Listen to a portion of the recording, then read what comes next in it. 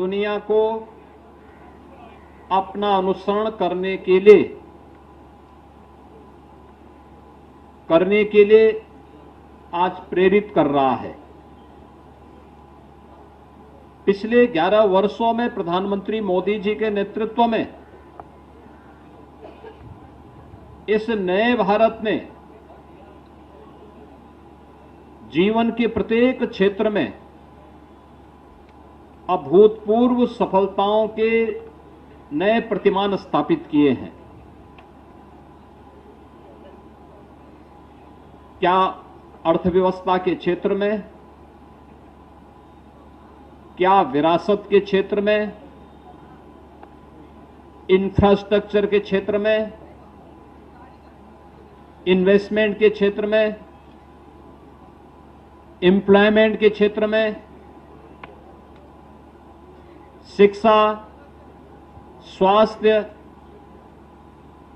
कृषि विकास, जल संसाधन और अगर सामान्य रूप से ही कहें तो गांव, गरीब, किसान, नौजवान, महिलाएं, दलित, वंचित, इन सब को प्राथमिकता देते हुए एक मंत्र ने प्रत्येक नागरिक के जीवन में व्यापक परिवर्तन करने का काम किया है। हर भारतवासी आज अगर वह राजनीति से प्रेरित नहीं तो प्रधानमंत्री मोदी जी के इस यशस्वी नेतृत्व और मार्गदर्शन में गौरव की अनुभूति करता है। भारतवासी तो उनका यशस्वी मार्गदर्शन प्राप्त कर ही रहे हैं। भारत के बाहर रहने वाले भारतवंशी परिवार भी बड़े गौरव के साथ इस नए बदलते हुए भारत का दर्शन करके आह्लादित होते हैं, प्रसन्नता की अनुभूति करते हैं, भारत की इस विकास की यात्रा में सहभागी बनने का काम करते हैं। ये पहली बार हुआ है कि वंचित को वरीयता इस एक वाक्य ने 11 वर्ष में 25 करोड़ लोगों को गरीबी रेखा से उभारने में मदद की है। विरासत का सम्मान हो, ये केवल एक घोषणा नहीं, एक हकीकत है। अयोध्या में 500 वर्षों के बाद रामलला का विराजमान होना, काशी विश्वनाथ मंदिर का काशी विश्वनाथ धाम के रूप में वैश्विक जगत को अपनी ओर आकर्षित करना, केदारनाथ धाम हो या बद्रीनाथ धाम, महाकाल का महालोक हो या फिर देश के अंदर विरासत से जुड़े हुए उन सभी स्थलों के पुनरुद्धार के और सुंदरीकरण के अभियान, बाबा साहब भीमराव अंबेडकर, संत रविदास जी, महर्षि वाल्मीकि और भारत की परंपरा में सामाजिक उद्धार के लिए, सामाजिक न्याय के लिए अपना पूरा जीवन समर्पित करने वाले उन महापुरुषों के बारे में भी जो विभिन्न प्रकार के रचनात्मक कार्यक्रम हुए हैं, ये अभूतपूर्व रहे हैं, अभिनंदनीय रहे हैं। विपरीत परिस्थितियों में कैसे कार्य किया जाना चाहिए, यह हम लोगों ने कोविड कालखंड के अंदर भी महसूस किया। जब वैश्विक महामारी के सामने पूरी दुनिया पस्त थी, तब भारत प्रधानमंत्री मोदी जी के नेतृत्व में कोविड प्रबंधन का बेहतरीन उदाहरण प्रस्तुत करते हुए दुनिया के लिए एक मॉडल बना हुआ था। हमें याद है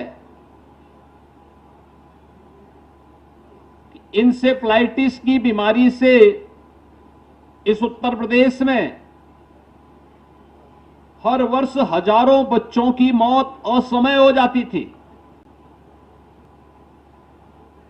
40 वर्ष में 50,000 से ज्यादा बच्चे इस बीमारी से कालकलवित हुए।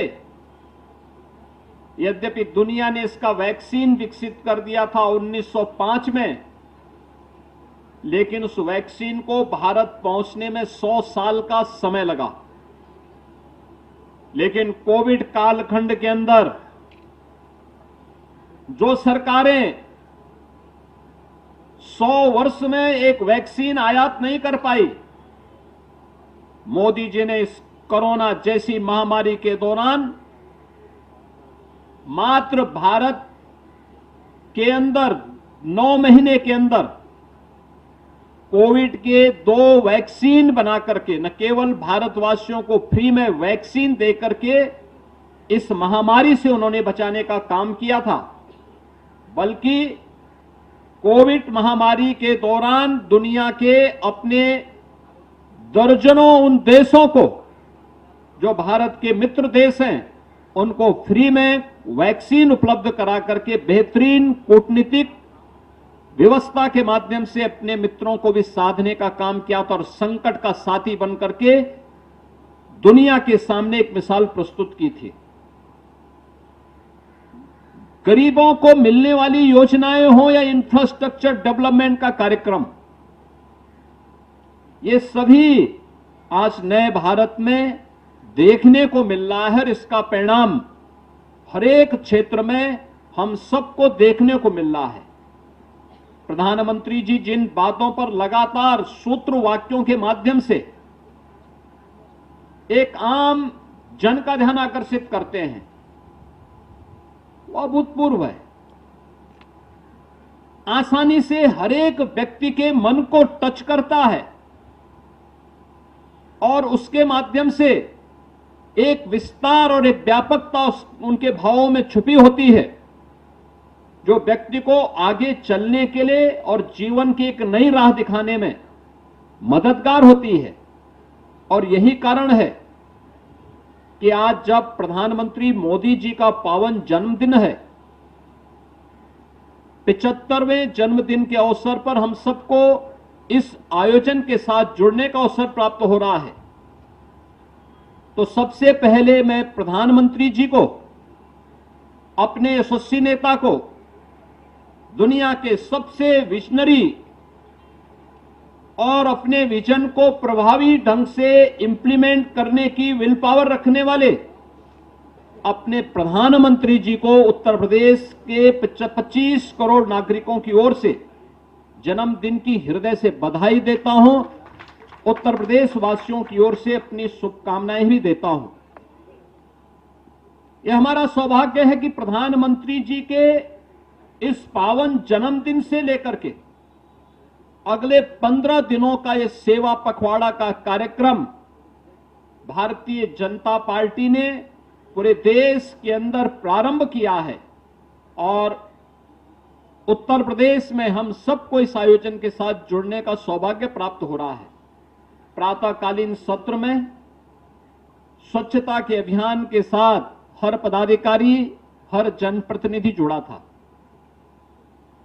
अभी हम लोगों ने प्रधानमंत्री जी के जीवन पर आधारित इस प्रदर्शनी के साथ जुड़े हैं। इस प्रकार की प्रदर्शनी हर जनपद में भी लगाई जा रही है, जहां पर उनके प्रेरणादायी लीडरशिप में वह नौजवानों के लिए, समाज के प्रत्येक तबके के लिए उनका जीवन, जो तमाम प्रकार के विपरीत परिस्थितियों का सामना करते हुए संघर्षों से पला बढ़ा एक ऐसा विराट व्यक्तित्व प्रधानमंत्री जी के रूप में है, जो प्रदर्शनी के माध्यम से आज यहां पर हम लोगों को अगले 15 दिनों के अंदर देखने को मिलेगा।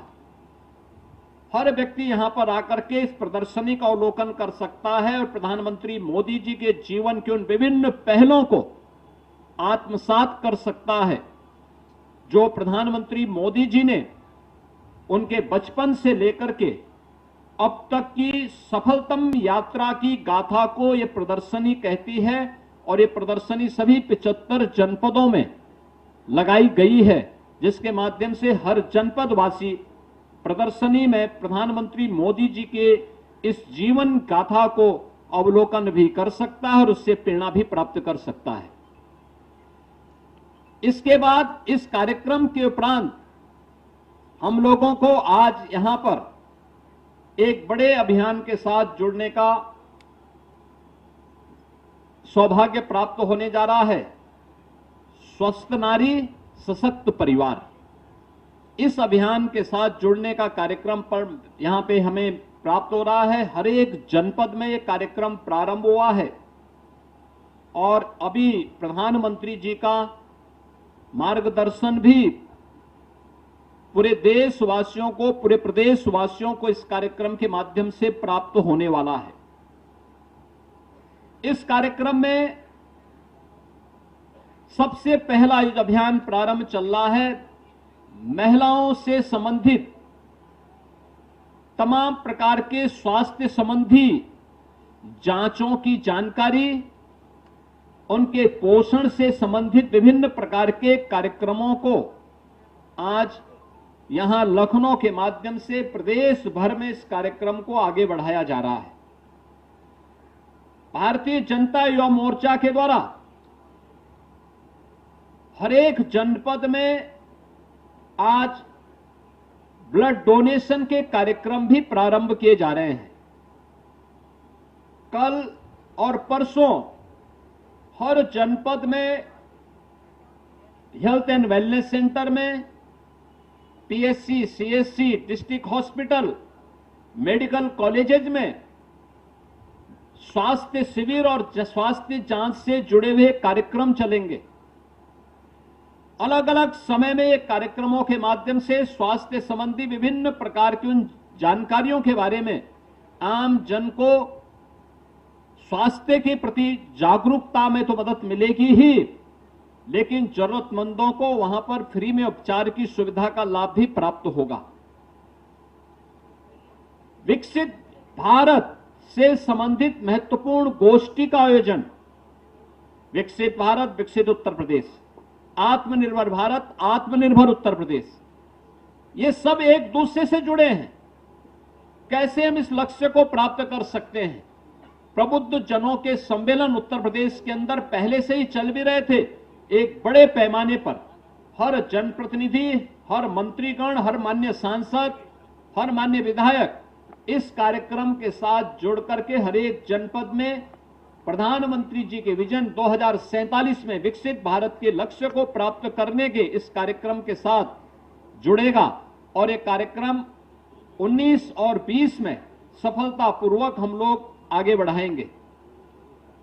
21 को व्यापक जन जागरण की दृष्टि से नमो मैराथन का आयोजन उत्तर प्रदेश के 17 बड़े नगरों में यह आयोजन होने जा रहा है, जिसमें हजारों की संख्या में युवा फिट इंडिया मूवमेंट और स्वास्थ्य के साथ साथ विकसित भारत के इस अभियान का साक्षी बनेगा और यह कार्यक्रम भी हम लोगों का निरंतर आगे बढ़ेगा। जन जागरण के इसी क्रम को आगे बढ़ाते हुए स्वच्छता का एक कार्यक्रम अनवरत इस दौरान चलेगा। 25 सितंबर को अंत्योदय के प्रणेता पंडित दीनदयाल उपाध्याय जी की पावन जयंती है। पंडित दीनदयाल उपाध्याय जी के पावन जयंती के कार्यक्रम को बूथ स्तर पर आयोजित करने और इस आयोजन के साथ पूरी भव्यता के साथ जुड़ने का सौभाग्य प्राप्त होगा। यह कार्यक्रम निरंतरता को आगे बढ़ते हुए 2 अक्टूबर को राष्ट्रपिता महात्मा गांधी जी की पावन जयंती और पूर्व प्रधानमंत्री स्वर्गीय लाल बहादुर शास्त्री जी की पावन जयंती के कार्यक्रम के साथ भारतीय जनता पार्टी और पूरी सरकार इस अभियान के साथ जुड़ेगी। पूज्य बापू की प्रेरणा हम सबको उस अवसर पर जोड़ेगी। खादी का प्रचार प्रसार होगा, खादी वस्त्रों को गिफ्ट के रूप में देने के कार्यक्रम होंगे। इस सेवा पखवाड़ा कार्यक्रम के दौरान प्रधानमंत्री जी के वोकल फॉर लोकल अभियान को एमएसएमई कार्यक्रम के माध्यम से, वन डिस्ट्रिक्ट वन प्रोडक्ट कार्यक्रम के माध्यम से भी हम लोग अलग अलग जगह एग्जीबिशन लगा करके और विभिन्न प्रकार के टूल किट आदि वितरण के माध्यम से भी इस कार्यक्रम को आगे बढ़ाने का कार्य करेंगे। आज ये हमारा सौभाग्य है कि हम प्रधानमंत्री मोदी जी के इस पावन जन्मदिन के कार्यक्रम से इस सेवा पखवाड़ा कार्यक्रम का शुभारंभ कर रहे हैं।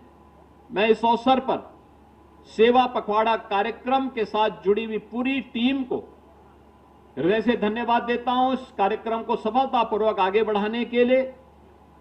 और इन 15 दिनों में जिन जिन संस्थाओं को जो कार्यक्रम आवंटित किए गए हैं, वे पूरे समाज को साथ में लेकर के इन कार्यक्रमों को सफलतापूर्वक आगे बढ़ाएंगे, ये हम पूरे दृढ़ विश्वास के साथ कह सकते हैं। मैं एक बार फिर से आदरणीय प्रधानमंत्री जी को पूरे उत्तर प्रदेश वासियों की ओर से, उत्तर प्रदेश सरकार की ओर से उनके पावन 75 वर्ष के इस पावन जन्मदिन के अवसर पर हृदय से बधाई देता हूं, उनका अभिनंदन करता हूं। प्रभु श्री राम से प्रार्थना करता हूं कि उनका यशस्वी और दूरदर्शी मार्गदर्शन और नेतृत्व पूरे देश को इसी प्रकार से प्राप्त होता रहे। इस विश्वास के साथ मैं पूरे प्रदेशवासियों को भी आदरणीय प्रधानमंत्री जी के इस पावन जन्मदिन के अवसर पर हृदय से बधाई देता हूं, शुभकामनाएं देता हूं। धन्यवाद। आज के इस अवसर पर माननीय